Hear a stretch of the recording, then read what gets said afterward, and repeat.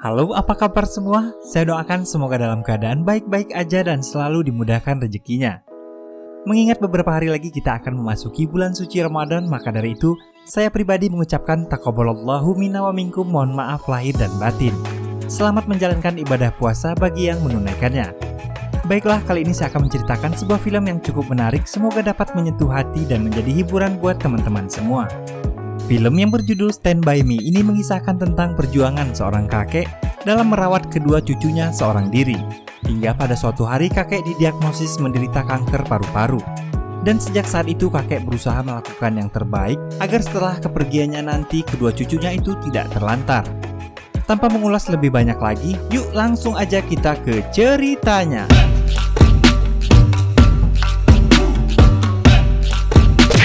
Film ini menceritakan tentang seorang kakek berusia sekitar 70 tahun yang tinggal bersama kedua cucunya yang bernama Deokgo dan adiknya yang bernama Deokhae. Dengan latar rumah sederhana di pedesaan Korea yang terpencil, jauh dari pasar dan perlu berjalan jauh untuk bisa menjangkaunya. Kakek selalu mengajarkan apa arti dari nama Deokgo dan juga mimpi untuk menjadi seorang presiden. Walaupun sebenarnya Deokgo tidak mau karena impiannya saat itu hanyalah ingin memiliki sebuah toko mainan layaknya anak-anak kecil pada umumnya. Pada suatu pagi tampak kakek sedang bekerja mencuci piring di sebuah restoran. Di restoran tersebut kakek sering diam-diam mengambil permen untuk dia berikan pada cucunya Deokhae. Karena hal tersebut kakek sering dimarahi oleh suami si pemilik restoran. Dan kakek sering mengoceh bahwa suami si pemilik restoran adalah orang yang pelit. Walaupun suami si pemilik toko itu pelit, tapi istrinya tampak begitu baik pada kakek. Setiap pulang bekerja, dia selalu memberikan makanan agar kakek dapat memberikan pada cucunya Deokgo dan Deokhae. Seusai bekerja, kakek selalu terlambat untuk menjemput Deokhae di taman kanak-kanak. Tampak wajah Deokhae sangat senang saat kakek memberikan permen yang dia ambil di toko tadi. Saat berada di dalam bis, kakek yang tidak dapat membaca tersebut meminta kepada Nyonya Jong untuk membacanya. Di dalam surat tersebut tertulis bahwa anak-anak akan memetik stroberi besok dan mereka harus membawa bekal dari rumah.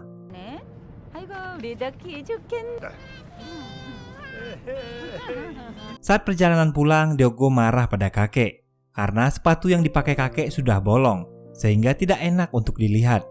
Tetapi kakek tetap ingin memakainya agar uang tak habis untuk membeli sepatu dan dapat dipergunakan untuk menghidupi kedua cucunya itu.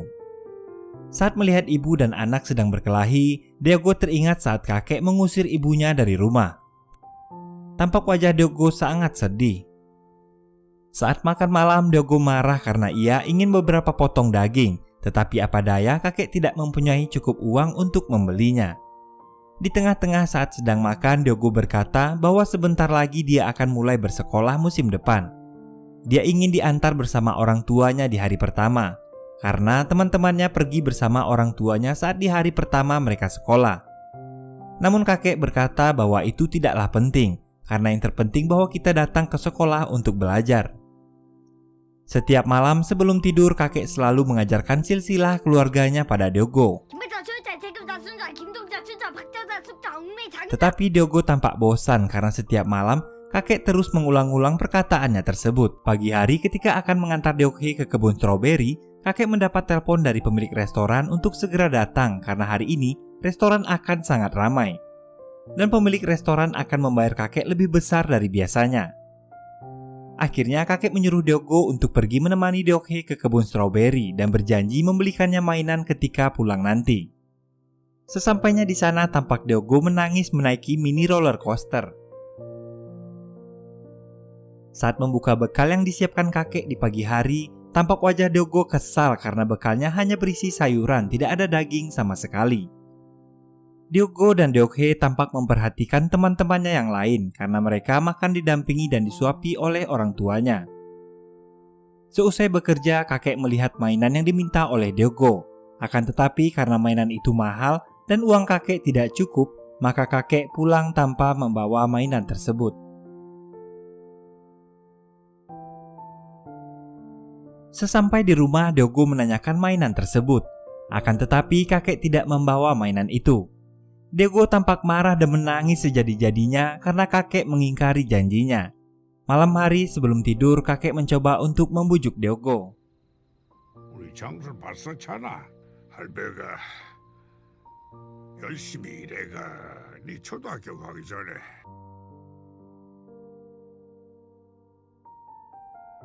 Tak lama kemudian, seorang dokter bernama Jong Ho mendatangi rumah kakek. Dia mengatakan bahwa kakek ternyata terkena kanker paru-paru dan harus segera dioperasi. Jong Ho juga menyarankan agar cucunya dititipkan saja di panti asuhan untuk sementara waktu. Akan tetapi kakek menolak dan berlalu pergi masuk ke rumahnya. Di dalam, kakek melihat cucu-cucunya yang sedang tertidur lalu memandangi foto anaknya. 성부가 꿈에 초등학교 가는 길. Keesokan harinya di sekolah ketika jam istirahat, tampak Deok-go sedang bermain bersama teman-temannya. Lalu tiba-tiba saja temannya mengatakan kepada Deok-go bahwa ibunya lari dengan mengambil uang asuransi kematian ayahnya. Mendengar hal itu, Deok-go tidak terima dan menyerang anak itu. Karena perkelahian tersebut, Deok-go ditinggal oleh teman-temannya. Di saat itu juga dia teringat kenangan bersama ibunya. 오이가 아이고 오리다. 아이고 어리다. 미안 아들. Saat pulang, kakek bertanya pada Deok-go yang terlihat murung. Tetapi Deok-go malah balik menanyakan perihal ibunya. 아빠 잡아먹고 돈 갖고 도망치다 가더라.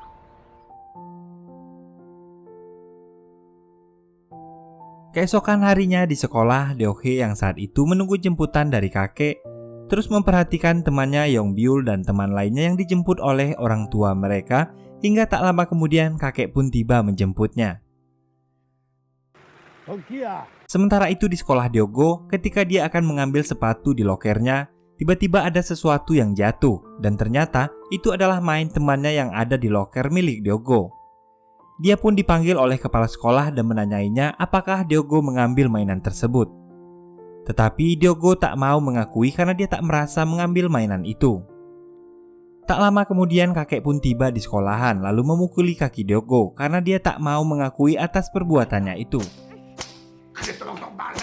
Deok-hye yang melihat kakaknya dipukuli langsung memeluk Deok-go dan meminta kakek untuk berhenti memukulinya.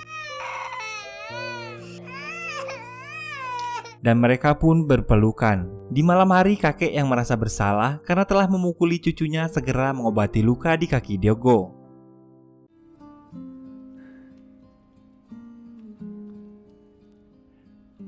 Keesokan harinya, temannya yang memiliki mainan itu menawari Deok-go untuk memainkan mainannya karena dia merasa bersalah telah mengerjai Deok-go dan meminta Deok-go membalas pukulan yang dia dapatkan dari kakek semalam.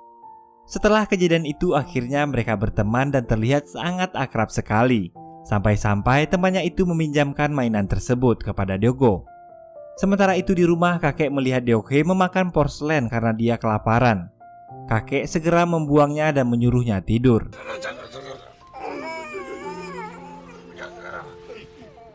Hari berganti. Teman-teman Deok-go telah datang dan mengajaknya untuk bermain. Tak tahan dengan ajakan temannya itu, Deok-go malah meninggalkan adiknya itu sendirian di rumah. Di saat kakek pulang bekerja, kakek terkejut karena Deok-hye telah terbaring tak berdaya dan keracunan karena dia telah memakan porselen yang ada di dinding semalam. Deok-hye pun segera dibawa ke rumah sakit oleh kakek. Sesampainya di sana, dokter menjelaskan bahwa kemampuan motorik Deok-hye seperti anak berusia 3 tahun. Padahal saat ini dia telah berusia 5 tahun. Itu semua terjadi karena kurangnya kasih sayang dan perhatian dari seorang ibu. Makanan yang kurang sehat dan tak ada yang mengajari segala sesuatu secara perlahan. Saat kakek pulang, Deok-go tampak sangat gembira karena dia bisa menghidupkan api. Akan tetapi kakek malah memarahi Deok-go karena meninggalkan adiknya sendirian di rumah. Perkelahian pun tak dapat terhindarkan lagi. Dia menyalahkan kakek karena telah mengusir ibunya. Dengan amarah yang meluap itu, Deok-go kabur dari rumah dan meninggalkan kakek. Malam hari hujan turun cukup deras. Terlihat kakek yang terus mencari Deok-go karena hingga larut malam dia belum juga pulang. Tanpa mempedulikan kesehatannya, kakek terus mencari Deok-go ke rumah teman-temannya. Sementara itu terlihat Deok-go yang sedang kedinginan bersembunyi di sebuah kandang sapi. Dan kakek dibantu teman-teman Deok-go dan warga desa terus mencarinya di setiap sudut desa. Kemudian saat warga desa sampai di kantor polisi, hendak melaporkan kehilangan Ryoko, ternyata dia sudah ada di sana. 엄마 찾아줄게. 이래 나가지 마라. 됐어. 이리 살았으면 된긴다. 내 말고 엄마하고 살아라. 이.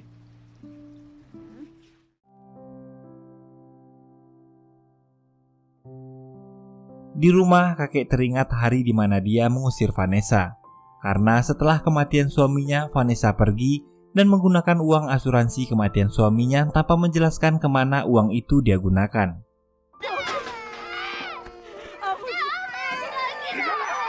Keesokan hari, kakek mendatangi restoran tempat dia bekerja. Karena istri dari si pemilik restoran itu adalah sahabat Vanessa menantunya. Dan kakek menanyakan di mana saat ini Vanessa berada. Kemudian istri si pemilik restoran memberikan sebuah surat yang pernah dikirimkan Vanessa padanya. Di amplop surat itu tertulis alamatnya yang berada di Lenteng Agung, Indonesia. Dari sana kakek langsung menanyakan harga tiket ke Indonesia. Akan tetapi ternyata ongkos pesawat menuju Indonesia sangatlah mahal. Kakek tidak memiliki cukup uang untuk membelinya. Lalu kakek pergi dari sana. Kemudian kakek sampai di kantor asuransi, ingin mengklaim asuransi jiwanya agar dapat membeli tiket untuk berangkat ke Indonesia. Kakek terus bersikeras bahwa dia harus berangkat ke Indonesia, dan kakek sangat membutuhkan uang itu saat ini. Akan tetapi karena asuransi yang kakek miliki adalah asuransi kematian, maka uang itu hanya akan bisa dicairkan ketika kakek sudah mati. Dan kakek terus meyakinkan pegawai asuransi dan berjanji akan segera mati. Hingga akhirnya kakek pun diusir dari sana. Kemudian saat mengobati giginya, kakek menceritakan masalahnya pada Dr. Jongho. Kakek mengatakan bahwa dia akan pergi ke Indonesia untuk menemui ibunya Ryoko, dan kakek berniat meminjam uang pada Dr. Jongho dengan jaminan uang asuransinya yang dapat diambil ketika kakek telah mati.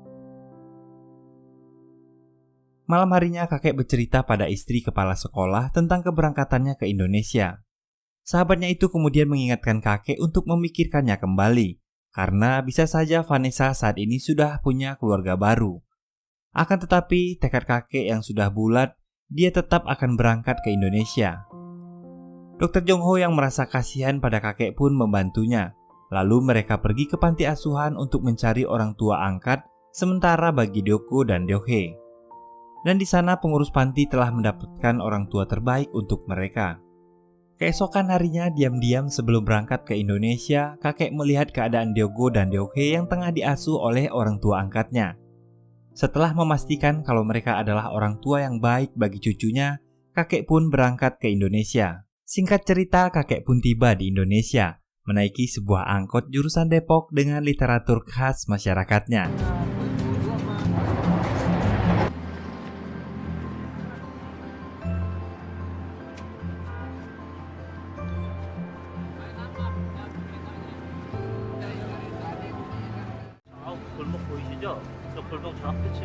Akhirnya pada saat itu juga kakek tiba di Lenteng Agung. Kakek disambut hangat oleh ibunya Vanessa, kemudian mempersilahkannya masuk. Ya Allah, kakek Doku. Sang ibu sangat berterima kasih pada kakek karena telah memberinya uang untuk biaya operasi transplantasi tulang sumsum cucunya. Kakek yang kaget mendengar hal itu menyadari ternyata selama ini dia telah salah menduga menantunya Vanessa. Lalu kakek menanyakan di mana saat ini Vanessa berada. Kemudian sang ibu memberikan surat yang dikirim Vanessa pada ibunya yang ternyata selama ini dia masih berada di Korea. Keesokan harinya saat akan kembali ke Korea, Angela menghampiri kakek dan berbicara menggunakan bahasa Korea sembari menunjukkan gambar-gambar keluarganya. Saya yang tak mengerti bahasa Korea melihatnya seolah-olah Angela sedang memberitahukan nama-nama makanan saja pada kakek, seperti tongseng dan lain-lain. Vanessa 엄마, 시험복이 아빠, 떡키네 동생, 떡쿠네 동생, doku halbe. Salah, seharusnya aku yang saling ke kakek.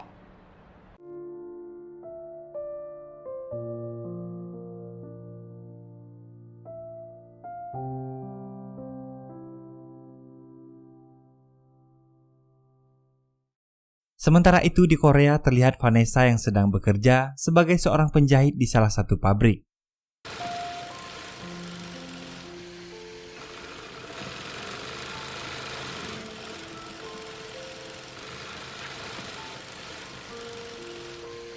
Di tempat lain, walaupun penuh kasih sayang dari ibu angkatnya, Dyogo dan Deok-hye tetap bersedih karena teringat kakek dan ibunya. Ketika salju turun, kakek teringat kebersamaan mereka bersama anak dan menantunya dulu. It's so amazing. It's very, very beautiful. It's my first. Setelah sampai di Korea, tiba-tiba saja kakek tak sadarkan diri.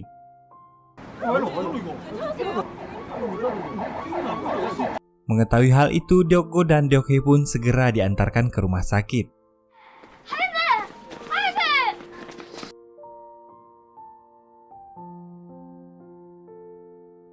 Setelah sadar, kakek mengucapkan rasa penyesalan dan berharap masih memiliki kesempatan untuk meminta maaf pada Vanessa sebelum dia meninggal, karena selama ini dia telah salah mengusir menantunya dan beranggapan kalau Vanessa membawa lari uang asuransi dan mengkhianati anaknya.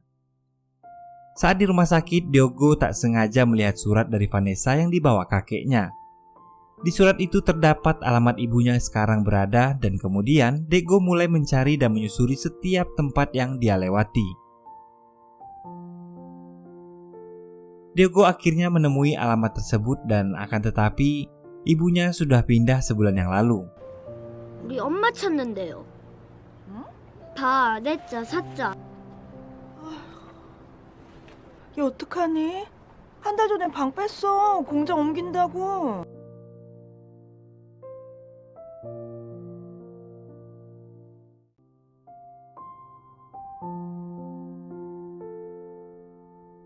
Dyogo terus mencari hingga hari berganti malam. Di sana orang-orang tak mempedulikan keberadaannya hingga tiba-tiba dia berteriak dan semua orang di sana datang menghampirinya. 나는 할아버지가 죽지 않았으면 좋겠습니다. 엄마 이놈아! 바렌자 사자! 에미야 미안하다. 가슴이 자꾸 애리면 할아버지는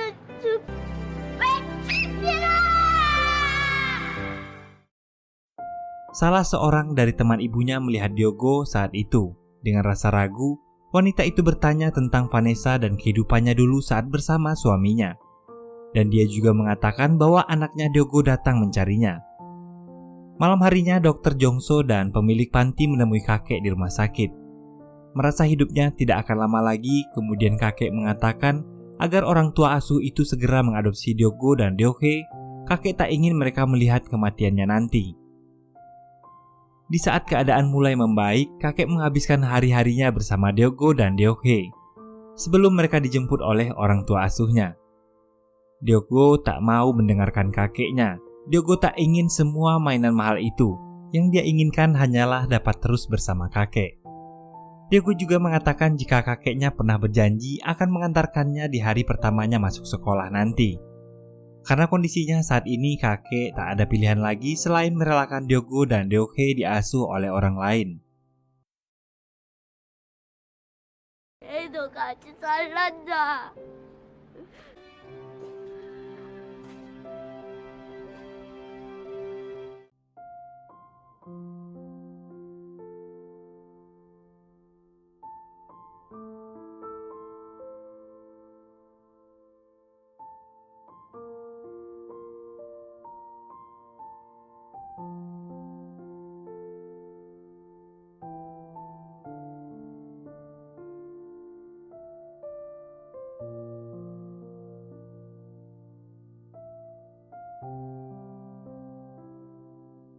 Di rumah, kakek merasakan suasana yang begitu hening tanpa tangisan Deok-hye dan Dyogo yang selalu berdebat dengannya.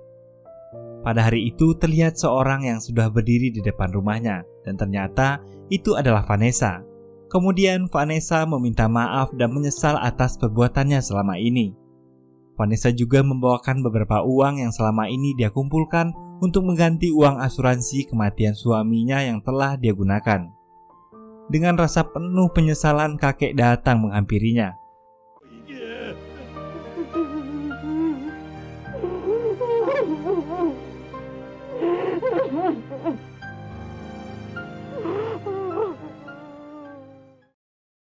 Di scene akhir terlihat Dyogo dan Deok-hye berlari menuju rumah. Dan sepertinya setelah semua ini, kakek, Vanessa, dan anak-anaknya kembali hidup bersama. Dan film pun selesai.